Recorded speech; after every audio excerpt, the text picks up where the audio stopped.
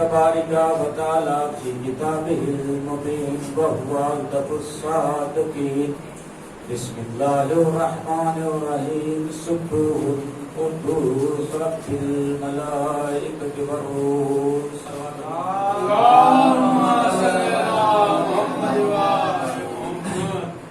سامنے کرام برادران ملت ماترداران امام حسین علیہ السلام، عزیزو، میں نے جن فکروں کو آپ کی بہترین سماعت کے حوالے کیا یہ اس وقت کے ہیں جب کائنات کا ایک امام، وہ بھی پہلا امام،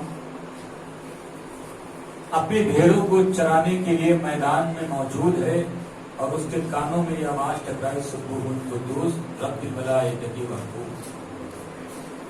جب جناب ابراہیم کے کانوں میں آواز ٹکرائی تو جناب ابراہیم ادھر ادھر دیکھنے لگے کہ اتنی خوبصورت آواز کون ہے جو کہہ رہا ہے۔ ایک مرتبہ جناب ابراہیم کی نظر اس شخص پہ پڑی تو جناب ابراہیم نے کیا کہا، اے بھائی، کیا ممکن ہے تو دوبارہ ان کلمات کو ظاہر کر سکتا ہے؟ کیا ممکن ہے کہ دوبارہ ان کلمات کو کہہ سکتا ہے؟ تو اس نے کہا ہاں کہہ سکتا ہوں، اس کے عوض میں کیا دے دوں؟ کہ اس کے عوض میں جو میرے پاس بھیڑیاں ہیں ان میں سے آدھی بھیڑیاں میں تیرے حوالے کر دوں گا۔ اب آنے والے نے پھر کہا سبح قدوس رب الملائکۃ والروح۔ جناب ابراہیم نے سنا اور سننے کے بعد دل خوش ہوا اور آدھی بھیڑیاں اسے دی، لیکن دل بھرا نہیں، خوش تو ہوا، بھرا نہیں دل۔ ایک مرتبہ جناب ابراہیم تھوڑی دیر کے بعد پھر کہنے لگے، بھائی کیا ممکن ہے کہ دوبارہ اپنی جملوں کو دہرا دے؟ دہراؤں گا کیا اس کے بعد؟ میں نے کہا جو آدھی بکریاں بچی ہوئی ہیں، بھیڑیاں بچی ہوئی، میں یہ تیرے حوالے کر دوں گا۔ پھر آنے والے نے کہا سبح قدوس رب الملائکۃ والروح۔ جناب ابراہیم نے وہ بھی جو آدھی بچی ہوئی بھیڑیاں تھی وہ بھی حوالے کر دی۔ اب اس کے بعد جناب ابراہیم کا ابھی بھی دل نہیں بھرا۔ جب دل نہ بھرا تو پھر کہنے لگے، بھائی کیا دوبارہ تیسری مرتبہ بھی کہہ سکتا ہے؟ کہاں تو کہہ سکتا ہوں، کیا اس کے بعد میں؟ کہا آج کے بعد میں تیرا غلام۔ اب پھر آنے والے نے یہی کہا سبح قدوس رب الملائکۃ والروح۔ جناب ابراہیم نے کہا میں تیرا غلام۔ جیسے ہی یہ کہہ چکے کہا میں تیرا غلام، اب بتا میں کہاں تیری غلامی کروں؟ آنے والے نے کہا کہ کوئی اور نہیں، میں ایک ملائکہ ہوں، ایک فرشتہ ہوں، اللہ نے تمہارا امتحان لینے کے لیے مجھے بھیجا تھا۔ اللہ نے امتحان لینے کے لیے ابراہیم تمہارے پاس مجھے بھیجا تھا۔ اللہ نے کہا ابراہیم کا امتحان اس بات کو لو کہ ابراہیم کو مال زیادہ پیارا ہے یا اس کا خدا زیادہ پیارا ہے، اور اللہ نے تمہیں اس امتحان میں کامیاب پایا اس لیے کہ تم نے اپنا سب کچھ اللہ کی راہ میں لٹا دیا۔ اب اللہ کی راہ میں جب لٹا دیا ہے تو اللہ اس کے عوض میں تو تمہیں دے گا کچھ، ہاں، لیکن امتحان اور لے گا۔ امتحان تو لیا اللہ نے جناب ابراہیم کا، اب امتحان پھر لیا گیا۔ وہ کیسا امتحان لیا گیا؟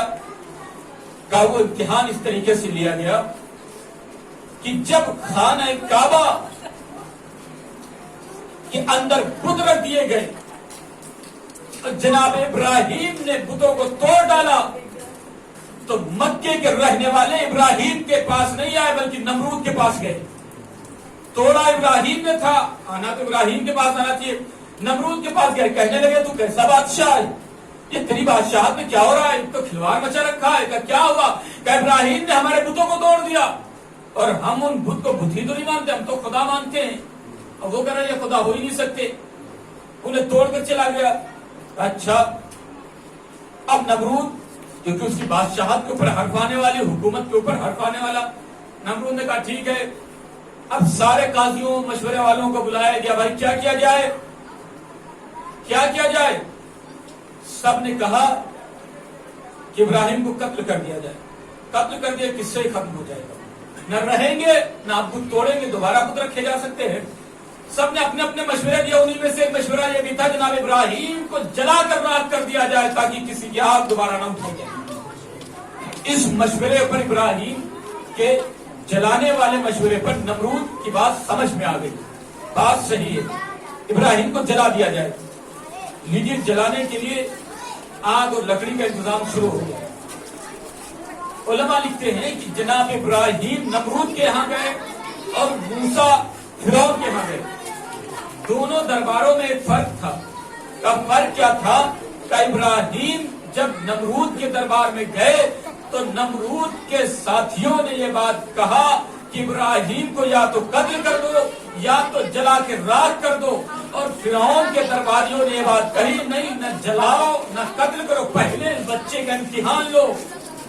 کا بس فرق ان دونوں میں یہی تھا، ان دونوں بادشاہوں میں، کہ نمرود ولد الحرام تھا، فرعون ولد الحرام نہیں تھا. اسی لیے نبی کو جلانے کے لیے نہیں مشورہ ہوا. اچھا ٹھیک ہے، ابراہیم کو جلانے کے لیے آگ اور لکڑی اکٹھا ہو گئی. آگ اور لکڑی اکٹھا ہو گئی، جلایا جائے گا. اور آگ اتنی تیز ہوگی کہ پرندہ بھی اوپر سے نکلے گا تو جھلس جائے گا. جناب ابراہیم کو منجلیق میں رکھا گیا اور رکھنے کے بعد آسمان کے حوالے کیا گیا، یعنی اس طرف پھینکا گیا جس طرف آگ جل رہی ہے. اور جب جلتی ہوئی آگ کی طرف ابراہیم بڑھے تو سب ملائکہ نے اس منظر کو دیکھا کہ معبود تیرا بندہ ہے، تیرا نبی ہے، تیرا رہبر ہے، بچا لے. ملائکہ کہہ رہے ہیں مشیت خاموش ہے. اتنے میں جبریل آسمان سے چلے اور آگے کہنے لگے ابراہیم کوئی تمنا رکھتے ہو، کوئی آرزو رکھتے ہو، کیا میں تمہاری مدد کر سکتا ہوں؟ کہا جس سے مدد چاہتا ہوں وہ بہتر جانتا ہے. اتنا صرف ابراہیم نے کہا جس سے چاہتا ہوں وہ بہتر جانتا ہے. اللہ نے سنا مدد تو یہ مجھ سے مانگ رہا ہے. ایک مرتبہ آواز دی کس کو؟ کہ آگ کو، گلزار ہو جا. آگ گلزار ہو گئی، ابراہیم بچ گئے. لیکن تاریخ نے یہاں واقعے کو یوں ہی نہیں نقل کیا بلکہ لکھا کہ جب آگ جل رہی تھی اور کوئی پرندہ اوپر سے نکل رہا تھا تو جھلس کر مر رہا تھا. پرندہ بھی اوپر سے گزر نہیں رہا تھا. اتنے میں ایک پرندہ اٹھا اور اٹھنے کے بعد کہنے لگا میں آگ کی طرف جا رہا ہوں، میں اپنی چوٹ میں ایک پانی کا چھوٹا سے ایک ٹکڑا لے کر آگ میں پھینکوں گا. پرندوں نے کیا کہا اس پرندے سے کہ تمہیں کیا ہو گیا ہے، تمہارا کیا دماغ خراب ہے؟ اتنی تیز آگ میں کوئی بچ نہیں پا رہا، تم جا رہے ہو وہاں پر. کہ کل کے جواب تو میرے پاس ہوگا کہ میں آگ کی طرف بڑھا تھا. کب کا؟ جب ایک نبی خدا آگ کے حوالے کیا جا رہا تھا. اس پرندے نے بتایا کہ تم کیا سوچ رہے پرندو، آج کا مورخ اس بات کو لکھے گا جب منجلیق میں ابراہیم کو پھینکا گیا، آگ کے حوالے کیا گیا، تب یہ پرندہ اپنی جگہ سے اٹھا، اپنی چونچ میں پانی کا ٹکڑا لے کر گیا، آگ میں ڈالا. نہ آگ پر کوئی اثر، نہ آگ بجھی، کچھ نہ ہوا. لیکن اس پرندے نے کہا کل جب روز محشر تمام لوگ اکٹھا ہوں گے اور ابراہیم کا یہ واقعہ نظروں کے سامنے ہوگا تو میں یہ تو مشیت سے کہہ سکتی ہوں کہ معبود مجھے بخش دے، اس لیے کہ میں نمرودیوں کے ساتھ نہیں تھی، میں ابراہیم کا ساتھ دے رہی تھی. بس علی لو، اسی لیے میں کہتا ہوں مجلس حسین میں آیا کرو تاکہ روز محشر رسول اللہ سے کہہ سکو ہم یزیدیوں کے ساتھ نہیں تھے، حسینیوں کے ساتھ تھے. صلوات پڑھیے محمد والے محمد. اسی لیے مجلس حسین میں آیا کرو تاکہ روز محشر یہ اللہ تک ایک پیغام پہنچانے دو. محشر کے میدان میں رسول اللہ سے کہہ سکتے ہو کہ ہم حسینیوں کے ساتھ تھے، یزیدیوں کے ساتھ نہیں تھے. یہ بھی امتحان جناب ابراہیم کا ہوا. تیسرا امتحان اولاد کا امتحان. بابا خواب دیکھا، کیسا خواب؟ میں ذبح ہو رہا ہوں آپ کے ہاتھوں سے، آپ کی چھری سے. بیٹا اس خواب کی تعبیر کو پورا کر لو. لیجیے مینا کے میدان میں ابراہیم آ گئے. کس کو لے کر؟ اسماعیل بیٹے کو لے کر. کہاں؟ مینا کے میدان میں آ گئے. کس لیے کا؟ ذبح کرنے کے لیے. ایک باپ اپنے بیٹے کی گردن پہ چھری رکھ رہا ہے لیکن ذبح ہوا نہیں، بچ گئے، دمبا ذبح ہو گیا. آج اس بات کی خوشی پوری عالم اسلام منا رہی ہے کہ اسماعیل بچ گئے. ابراہیم نے چھری تو ضرور چلائی لیکن اسماعیل بچ گئے. آج یہ بات سمجھ میں آتی کہ ایک نبی زیادہ بچ جائے تو اس کی یاد منانا چاہیے، لیکن یہ بات دنیا کی سمجھ میں نہیں آتی ہے کہ نبی زیادہ مارا جائے اس کا غم نہیں منانا چاہیے. اگر دیکھا جائے تو ابراہیم تو صرف انسانوں کے امام تھے. یہ فخر ابراہیم، ابراہیم کے سردار کا نواسا ہے، یہ فخر ابراہیم ہے. اور اسی لیے کہا بھی جاتا السلام علیکہ یا ابراہیم خلیل اللہ.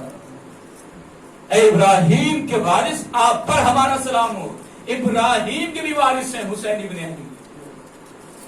ان کی یاد منانا سب سنت مانتے ہیں لیکن غم حسین منانا بدعت کہتے ہیں.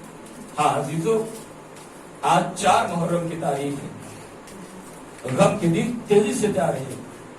زہرا کا لال عنقریب کربلا کے میدان میں قتل کر دیا جائے گا۔ 10 محرم آنے والی تاریخ میں جب واقع نقل کیے ہیں کہ جب حسین ابن علی نے دیکھا کہ فوج شام بڑھتی چلی جا رہی اور زینب بے چین ہوتی چلی جا رہی، ایک مرتبہ علی کی لاڈلی نے اپنے بھیا کو بلا کر کہا، بھیا میں دیکھ رہی ہوں کہ روز فوج شام میں اضافہ ہو رہا ہے، یزیدی فوج روز بروز بڑھتی چلی جا رہی، بھیا کیا تمہارا بھی کوئی دوست ہے؟ کیا تمہارا بھی کوئی دوست ہے؟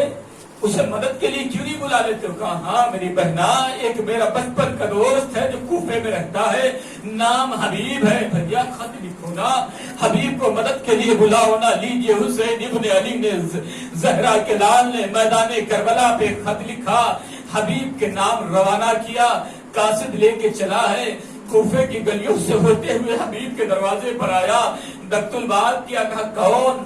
کہا قاصد حسین ابن علی ہوں، نام حسین سننا تھا۔ حبیب دوڑتے ہوئے دروازے کے کھولا، ایک مرتبہ خط کو آنکھوں سے لگایا اور رونے لگے۔ بیوی نے پوچھا کس کا خط ہے؟ کہا میرے مولا حسین کا خط ہے۔ کہا خط میں کیا لکھا ہوا ہے؟ کہا کیا بتاؤں کیا لکھا ہوا ہے؟ اے میری زوجہ اتنا سمجھ لو، میرے حسین نے لکھا ہے، حبیب زہرا کلام نر گئے آدھا میں گرا ہوا ہے، اگر ممکن ہو سکے تو میدان کربلا آ جاؤ، حسین کی مدد کے لیے آ جاؤ۔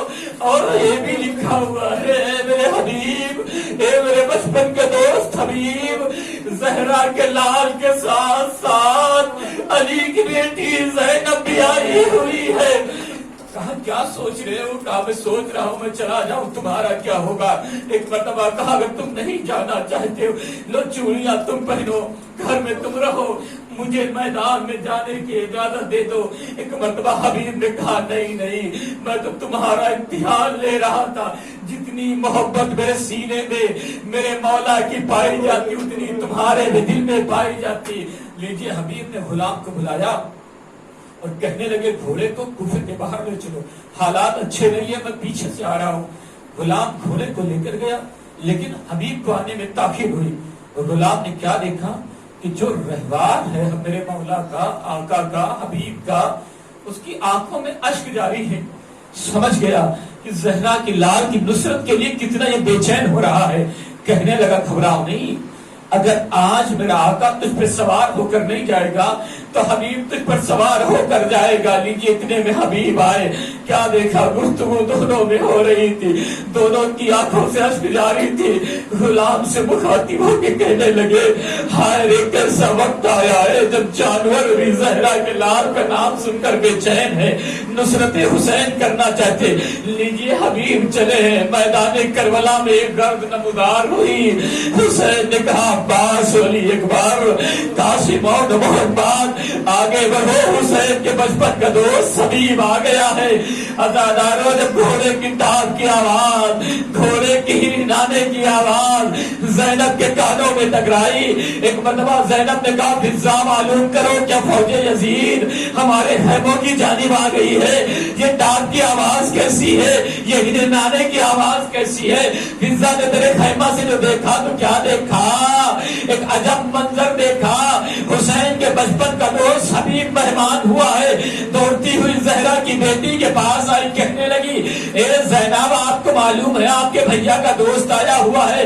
لیجیے، ایک مرتبہ زینب نے جیسے سنا حبیب آئے ہوئے ہیں، کہنے لگی جاؤ فضا حبیب سے کہہ دو علی کی بیٹی زینب نے تمہیں سلام کہلایا ہے۔ اے حبیب تم پر ہمارا سلام ہو۔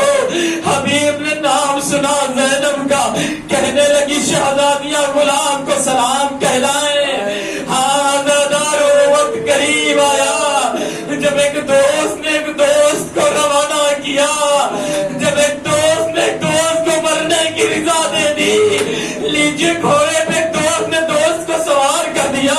حبیب میدان کربلا میں آئے، جنگ کرنا شروع کی، کبھی میمنے پر، کبھی میسرے پر، کبھی قلب لشکر پر۔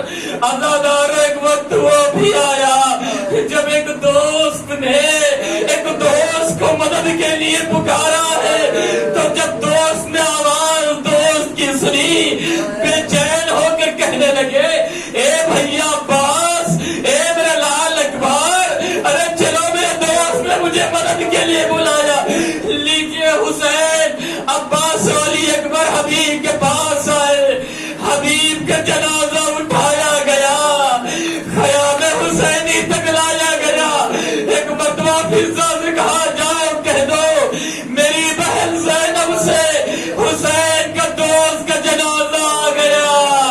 لیجیے حبیب کا لاشا خیمے کے اندر گیا، ایک کوہرام برپا ہوا، ہوا حبیبہ، ہوا محمدہ۔ زینب بلک بلک کرو رہی، انا للہ و انا الیہ راجعون۔ رزم بقضاء و تسلیما لامر ماتم